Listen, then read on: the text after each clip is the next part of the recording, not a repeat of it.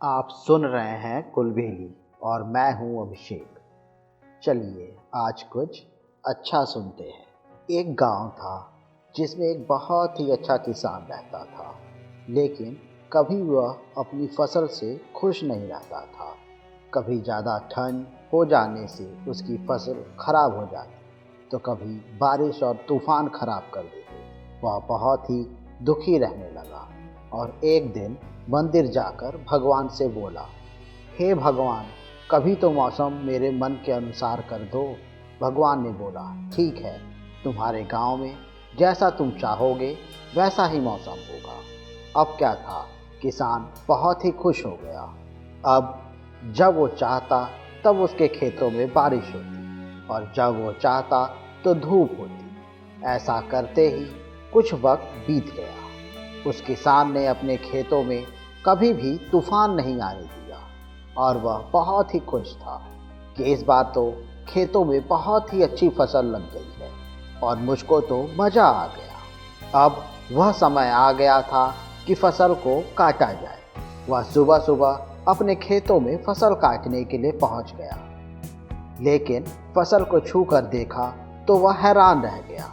उसने देखा कि गेहूं के तो बीज ही नहीं हैं, सब खोखले हैं।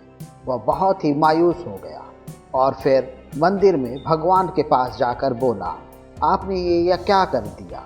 इस पर भगवान ने बोला, मैंने तो कुछ नहीं किया।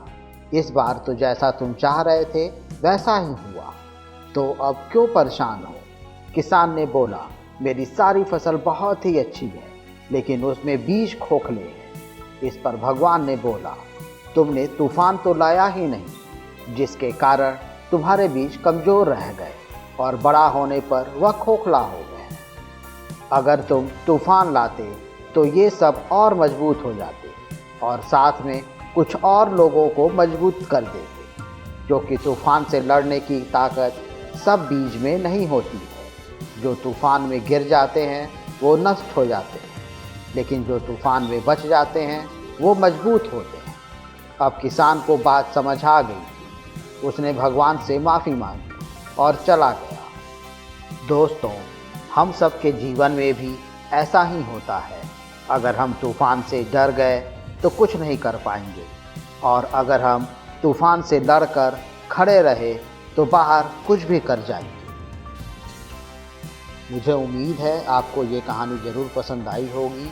ऐसे ही और कहानी सुनने के लिए हमारे चैनल को लाइक और सब्सक्राइब करें और इसको ज़्यादा से ज़्यादा शेयर करें। मिलते हैं एक और प्रेरणादायक कहानी के साथ। तब तक के लिए धन्यवाद।